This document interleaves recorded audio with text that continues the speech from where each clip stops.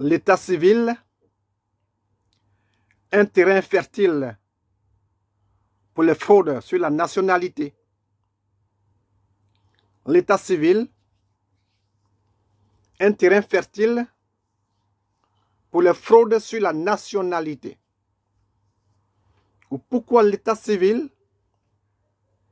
est un endroit privilégié pour les fraudes sur la nationalité.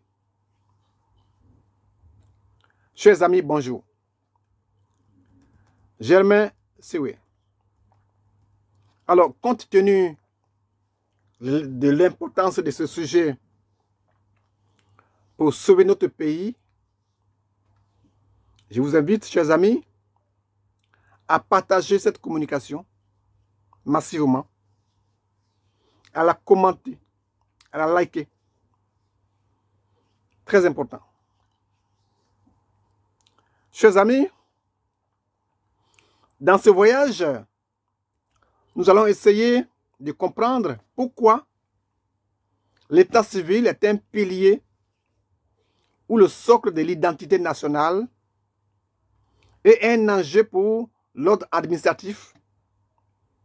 Et pourquoi c'est un outil au cœur des politiques publiques. Et pourquoi, chers amis, la fraude sur la nationalité règne en ce lieu. Ce qui nous permettra donc de rechercher les réformes nécessaires pour réduire ce phénomène malheureux. Chers amis, l'état civil est une institution fondamentale pour tout État. Pour tout État, il enregistre les événements clés de la vie des citoyens, que sont les naissances, les mariages et les décès. De même, ces données alimentent les registres officiels indispensables qui structurent leur reconnaissance juridique et sociale. En d'autres termes, l'état civil établit l'identité légale des individus. On trouve le service de l'état civil dans les mairies, dans les sous-préfectures, je veux dire dans certaines zones rurales ou décentralisées, ou alors aux points administratifs locaux selon la région. On trouve le service également dans les tribunaux pour des rectifications ou pour des jugements d'actes civils. Et également, on le trouve au sein des consulats ou au sein des ambassades pour nos amis qui vivent à l'étranger. Chers amis, le terme état civil vient du latin status civilis, qui signifie situation civile. Situation civile. Le terme apparaît au XVIIIe siècle en France pour désigner l'enregistrement légal des naissances, des mariages et des décès. Chers amis, en Côte d'Ivoire, l'état civil constitue un socle essentiel pour l'identification des populations, pour l'accès aux droits fondamentaux tels que la santé, tels que la scolarisation et la participation aux élections. Cependant, des dysfonctionnements persistants, à savoir les déclarations tardives et la falsification des documents, fragilisent ce système vital, ce système important.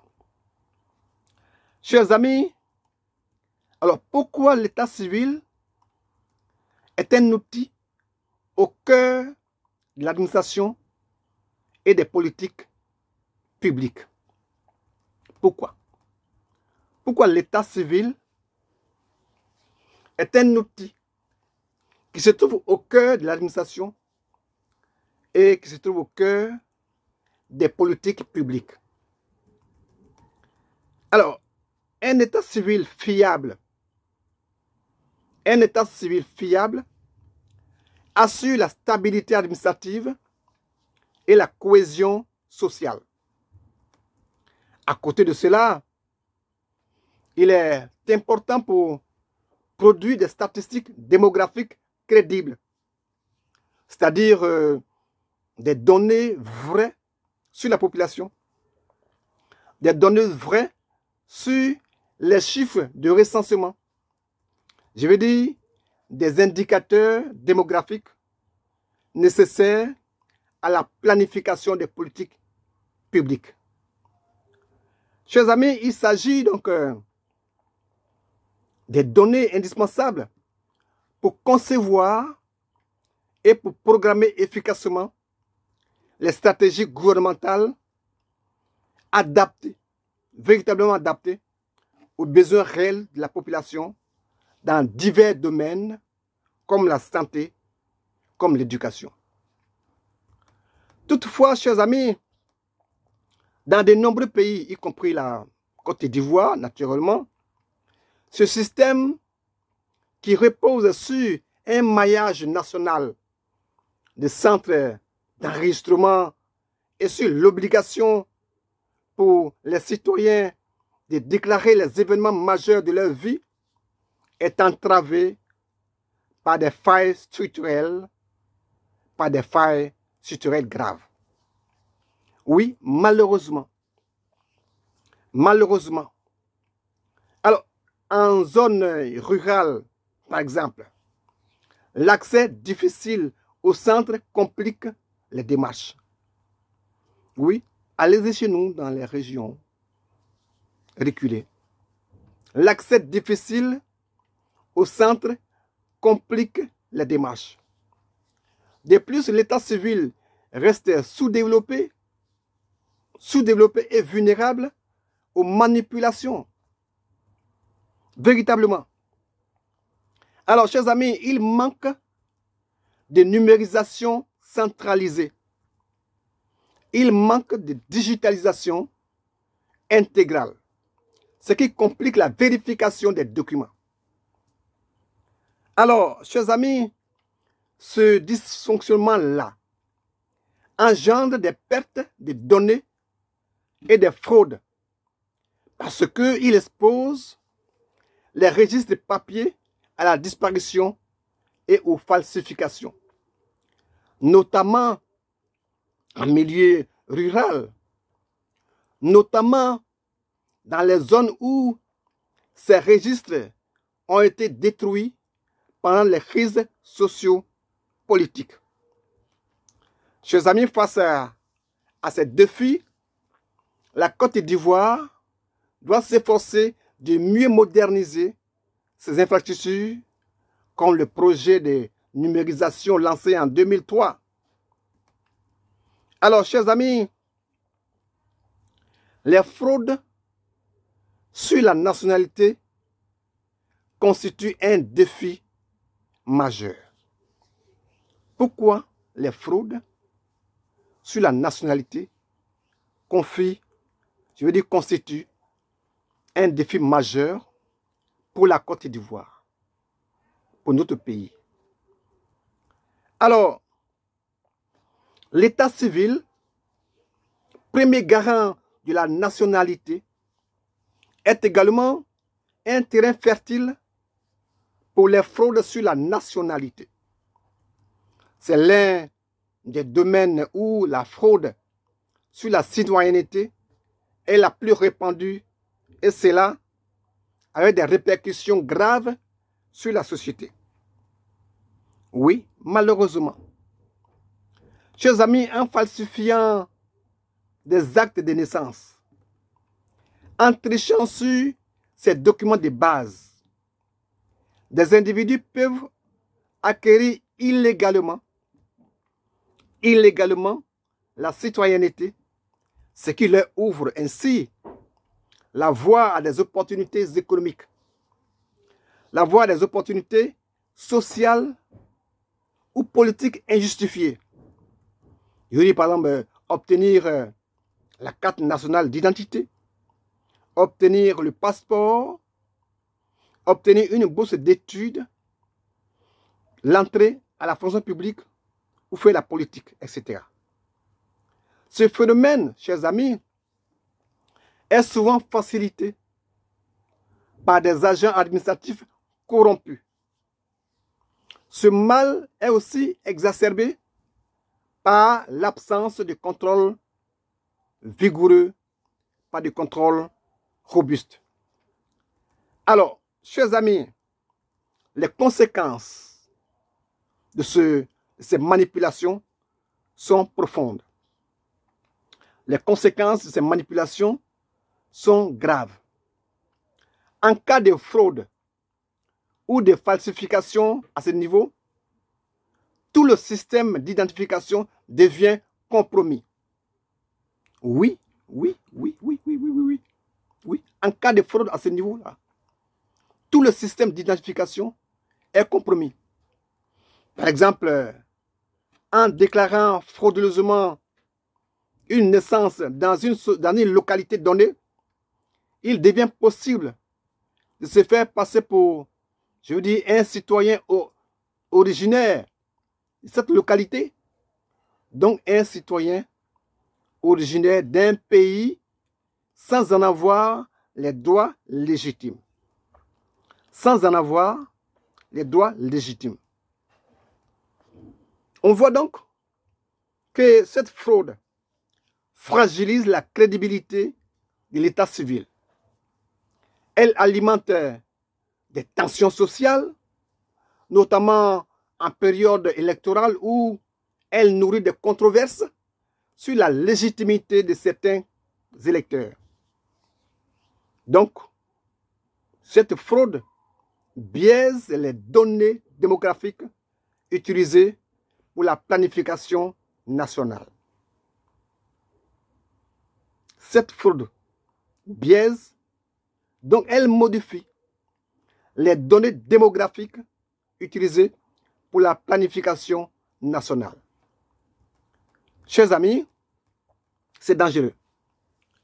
Alors, ce qui nous envoie, je veux dire, la nécessité d'opérer des réformes majeures.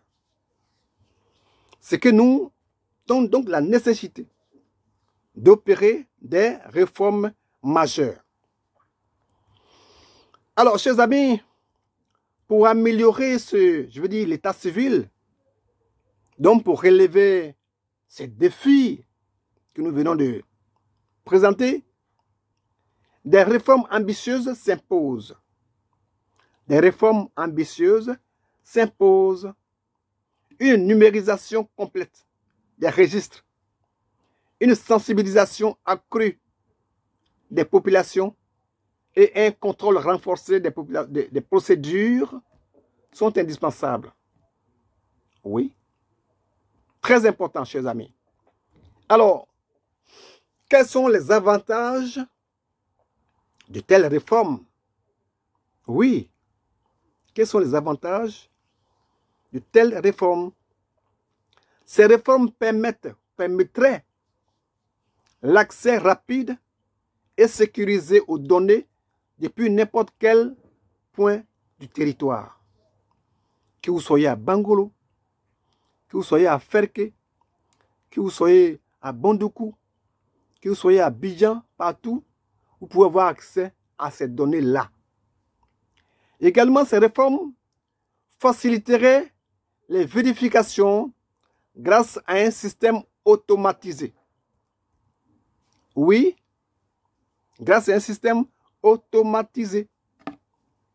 Elle préserverait les archives contre les destructions liées, excusez-moi, liées aux crises sociopolitiques ou aux sinistres. Ces réformes-là garantiraient également une transparence accrue. Elle renforcerait la crédibilité du système et dissuaderait les abus liés à l'obtention frauduleuse des documents officiels. Chers amis, l'expérience du Rwanda, qui a entièrement digitalisé ses registres, et du Sénégal avec sa plateforme numérique sécurisée, pourrait inspirer des réformes en Afrique de l'Ouest.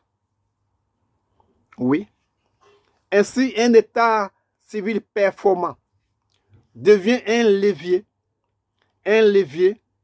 pour l'inclusion sociale et le développement durable. En effet, chers amis, l'enjeu d'un système fiable comme un État civil efficace est qu'il garantit la stabilité administrative et préserve la cohésion sociale, en ce sens qu'il évite ces lacunes qui alimentent des injustices comme l'exclusion de certains citoyens de la vie politique ou économique. Chers amis, à l'international, il renforce la crédibilité d'un pays en matière de statistiques démographiques, outil clé pour les politiques publiques, outil essentiel pour les plans nationaux, outil clé pour les stratégies gouvernementales. Chers amis, nous pouvons dire en conclusion que l'État civil est à la fois le garant de l'identité nationale et un levier stratégique pour le développement durable. Cependant, sa fiabilité est mise à mal par des failles structurelles et par des fraudes persistantes. Une réforme profonde et une digitalisation complète sont essentielles pour restaurer la confiance dans ce système et préserver l'ordre administratif. Je vous salue. Merci de partager.